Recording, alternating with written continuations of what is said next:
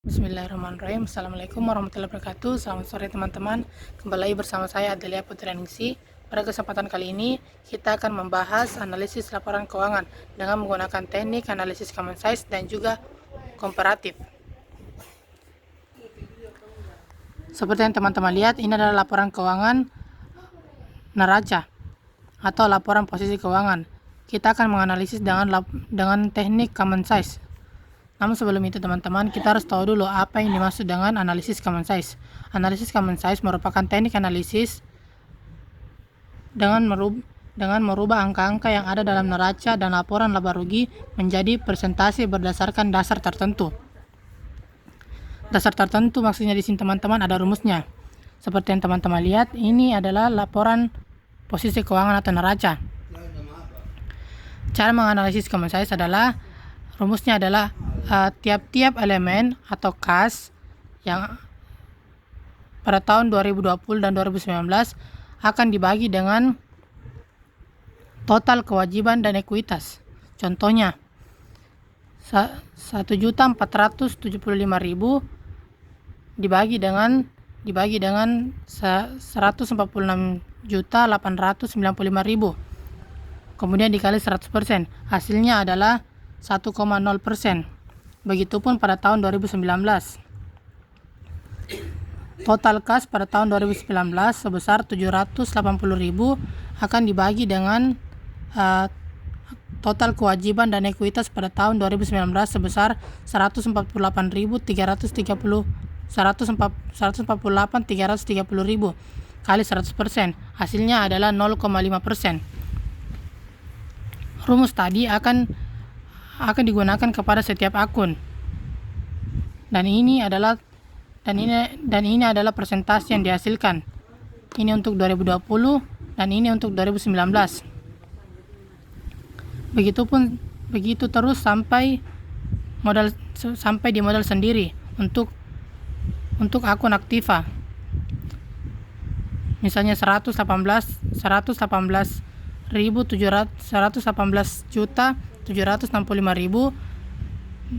dibagi dengan total kewajiban dan ekuitas 146.895.000 kali 100%, hasilnya 81%. Itu untuk tahun 2020. Dan untuk tahun 2019 modal sendiri totalnya 118.765.000 dibagi 148.330.000 kali 100%, hasilnya 80%. Dan totalnya itu pasti akan 100%.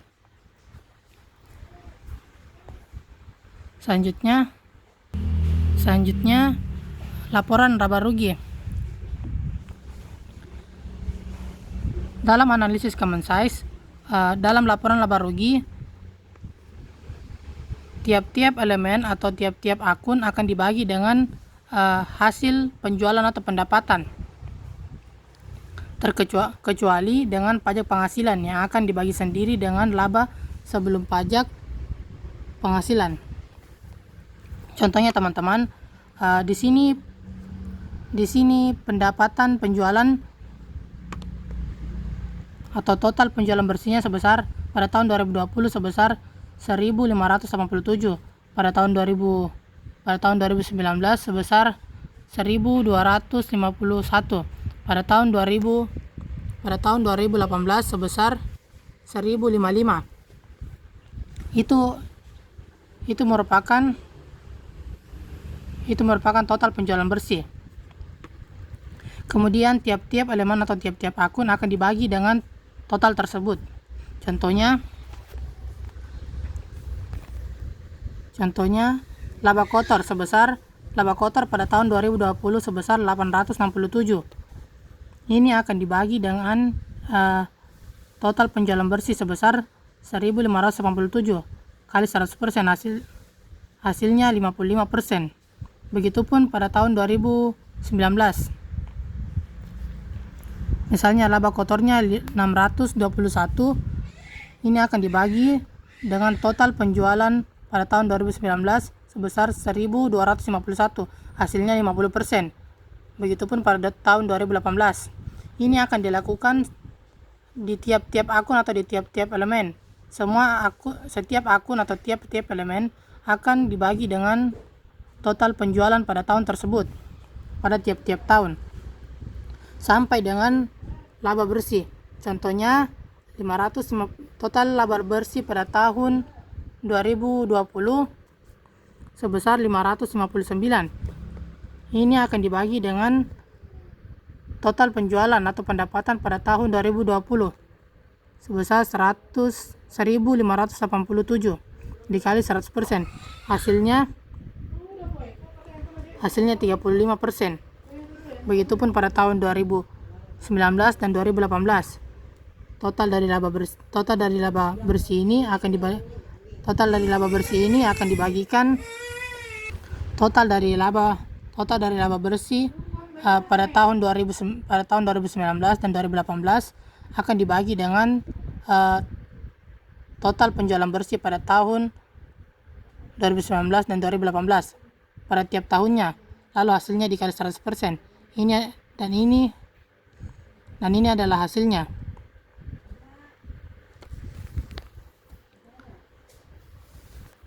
Begitulah cara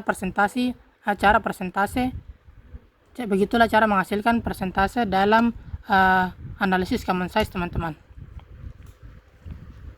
Sehingga teman-teman, dari hasil analisis common size yang kita lakukan, bisa kita lihat dari laporan laba rugi ini terjadi peningkatan setiap tahunnya, terjadi peningkatan total penjualan bersih setiap tahunnya dari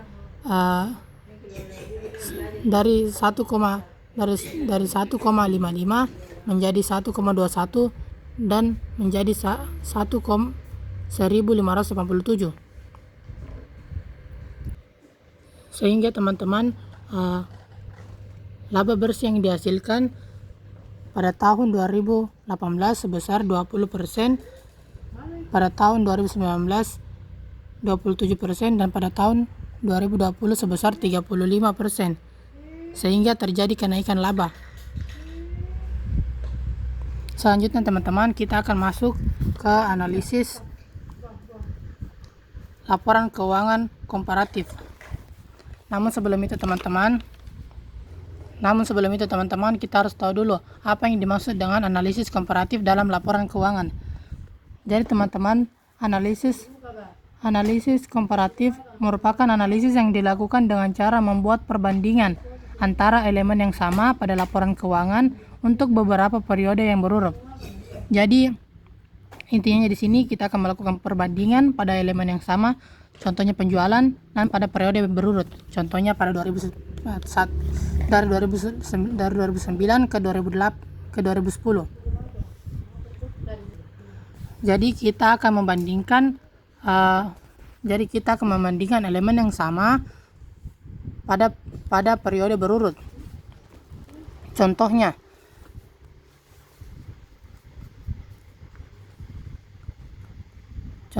pada tahun 2009 total kas sebesar 30 juta, dan pada tahun 2010 total kas sebesar 50 juta. Perubahan ini dihasilkan dari 50 juta dikurang 30 juta sebesar 20 juta. Jadi hasilnya 20 juta. Dan perubahan relatif ini dihasilkan dari 20 juta dibagi dengan tahun dasarnya, yaitu 2009. Jadi 20 juta dibagi 30 juta kali 100%. Ini dia hasilnya, 66,67%. Begitupun seterusnya, tiap-tiap elemen akan dibandingkan. Surat berharga pada tahun 2009 dan 2010, piutang dagang pada tahun 2009 dan 2010, piutang wesel pada tahun 2009 dan 2010, beban dibayar di muka pada tahun 2009 dan 2010, dan seterusnya. Misalnya lagi teman-teman, pada tahun 2009 total aset lancar sebesar 250 juta, dan pada tahun 2010 total aset lancarnya sebesar 355 juta. Untuk mendapatkan perubahan absolut ini, saya ulangi lagi teman-teman, total aset lancar pada tahun 2010 akan dikurangi dengan total aset lancar pada tahun 2009. Jadi 355 juta dikurang 250 juta. Hasilnya 105 juta. Ini merupakan perubahan absolut atau dalam bentuk rupiah. Sedangkan dalam bentuk persennya atau perubahan relatif, ini dihasilkan dari perubahan absolut dibagi dengan tahun dasar dikali 100%. Contohnya perubahan absolut 105 juta dibagi dengan tahun dasar yaitu tahun 2009 sebesar 250 juta dikali 100%. Hasilnya ini dia teman-teman, 42%. 42,00%. Selanjutnya itu tadi merupakan aktiva lancar.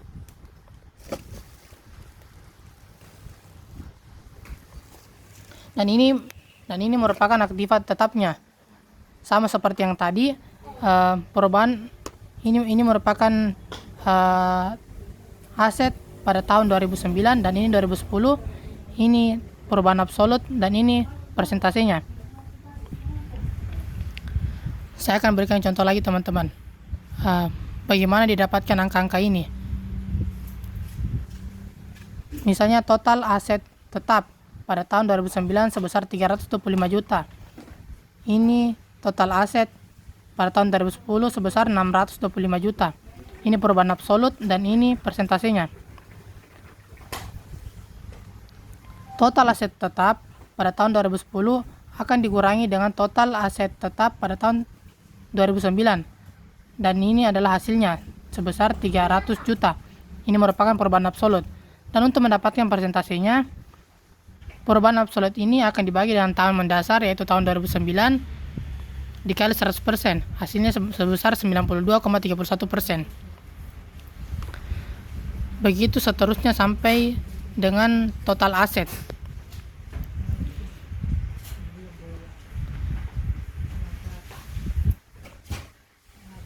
Begitupun pada akun pasiva atau liabilitas dan ekuitas. Kolom pertama merupakan total dari tahun 2009, kolom kedua merupakan total dari tahun 2010, kolom ketiga merupakan perubahan dan kolom terakhir adalah persentasenya. Contohnya, saya akan memberikan contoh lagi teman-teman. Pada tahun 2009 total ekuitas sebesar 450 juta. Pada tahun 2010 sebesar 500 juta.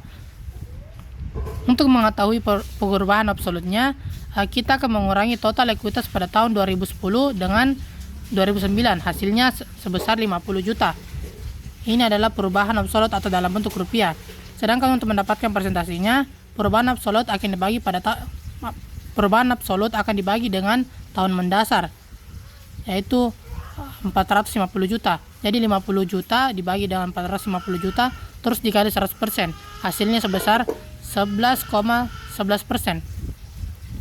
Begitupun seterusnya sampai dengan total liabilitas dan ekuitas.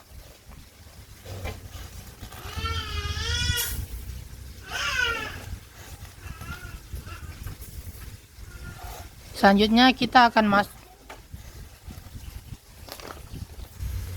jadi teman-teman, dari hasil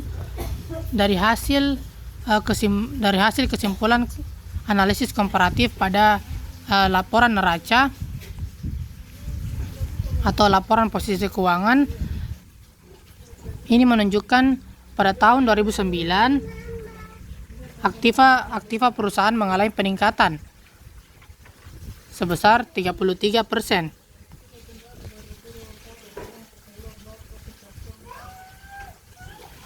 Kenaikan itu disebabkan karena adanya kenaikan baik pada aktiva lancar maupun aktiva tetap. Hal itu bisa dilihat pada tahun 2010 telah melakukan perusahaan melakukan ekspansi atau perluasan usaha untuk meningkatkan aktiva lancarnya untuk mendukung peningkatan penjualan.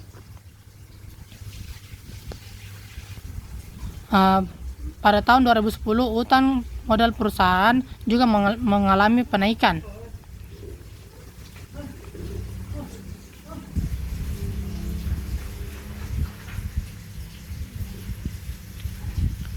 Pada tahun 2010, utang dan modal perusahaan juga mengalami peningkatan dalam jumlah yang sama dengan peningkatan aktiva sebesar 33,3%. Jadi asetnya meningkat 33,33% karena disebabkan oleh kenaikan aktiva lancar dan tetap.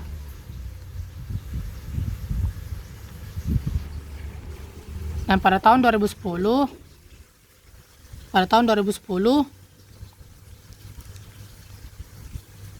utang dan modal perusahaan juga mengalami peningkatan dalam jumlah yang sama, yaitu sebesar 33%. Total liabilitas atau utang dan ekuitas modal sebesar 33,3%. Hal ini bisa disebabkan karena perusahaan mendanai kegiatan perluasan usahanya.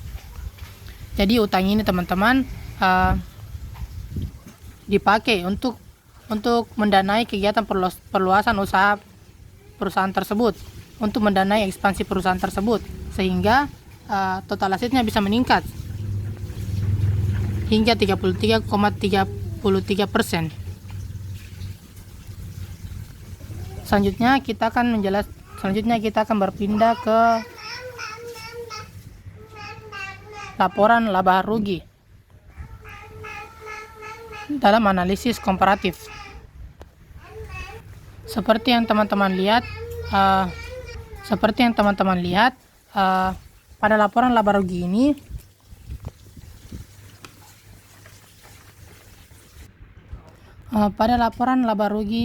untuk tahun 2009 dan 2010 ini bisa kita lihat teman-teman,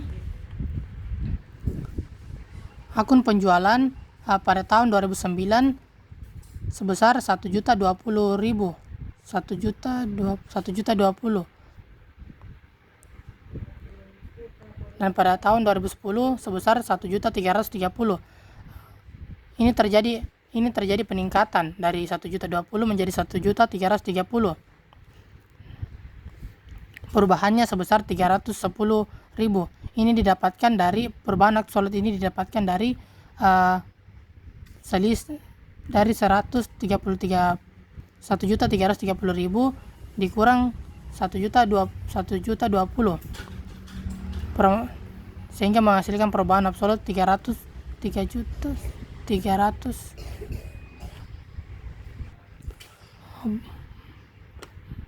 Maksudnya teman-teman, akun penjualan pada tahun 2009 sebesar 1.020.000 dan pada tahun 2010 sebesar 1.330.000. Maksudnya teman-teman, pada akun akun penjualan pada tahun 2009 penjualan totalnya sebesar 1.020.000, sedangkan pada tahun 2010 sebesar 1.330.000, sehingga menghasilkan perubahan absolut sebesar 310 juta. Ini dihasilkan dari total penjualan pada tahun 2010 dikurang dengan total penjualan pada tahun 2009, sehingga menghasilkan perubahan absolut. Dan perubahan relatif ini dihasilkan dari perubahan absolut dibagi dengan tahun dasar, yaitu tahun 2009, lalu dikali 100%, hasilnya mendapatkan 30,39%. Begitupun dengan return dan potongan penjualan bersih, beban pokok penjualan, barang yang tersedia untuk dijual, persediaan, beban pokok penjualan, hingga laba bruto. Laba bruto ini juga dihasilkan seperti yang tadi saya jelaskan. Laba bruto pada tahun 2009 sebesar 400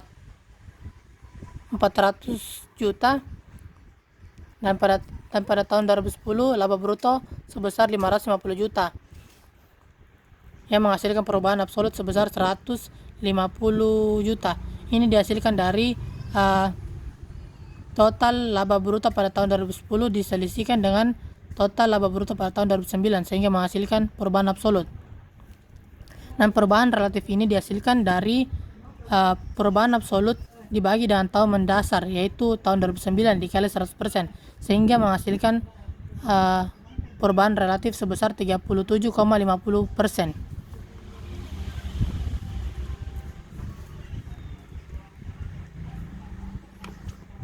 Begitupun dengan laba usaha, beban distribusi, administrasi, laba sebelum pajak, penghasilan laba tahun berjalan, hingga dividen. Semua menggunakan rumus yang sama.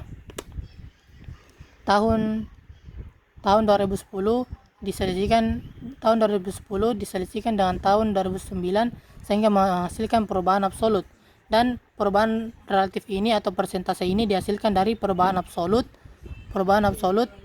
pada kolom ketiga ini dibagi dengan tahun mendasar, yaitu kolom pertama ini, kemudian dikali 100%, sehingga menghasilkan persentase ini, sehingga bisa disimpulkan teman-teman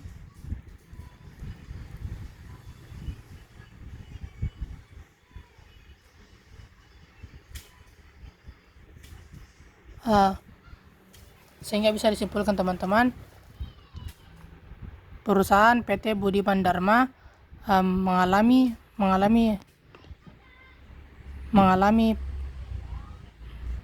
peningkatan penjualan dari tahun 2009 ke 2010 sebesar 30,39%, sehingga membuat perusahaan mengalami laba sebesar 37,50%. Jadi demikian yang dapat saya jelaskan teman-teman. Kesimpulannya, perusahaan dapat mengalami laba atau keuntungan karena walaupun perusahaan bisa mengalami laba atau keuntungan walaupun adanya kenaikan pada ekuitas, adanya kenaikan pada liabilitas. Ini dikarenakan jadi teman-teman, bisa disimpulkan terjadi laba atau keuntungan pada suatu perusahaan dikarenakan peningkatan aktiva, dan juga walaupun peningkatan pasifa juga terjadi karena perusahaan melakukan ekspansi atau perluasan usaha yang diperoleh dari pasifa atau pinjaman. Misalnya pinjaman itu dipakai untuk perluasan usaha sehingga perusahaan bisa meningkatkan aktivanya dan terjadi laba. Demikian yang dapat saya jelaskan. Semoga dimengerti. Mohon maaf atas segala kekurangannya. Wabillahi taufiq wal hidayah. Assalamualaikum warahmatullahi wabarakatuh.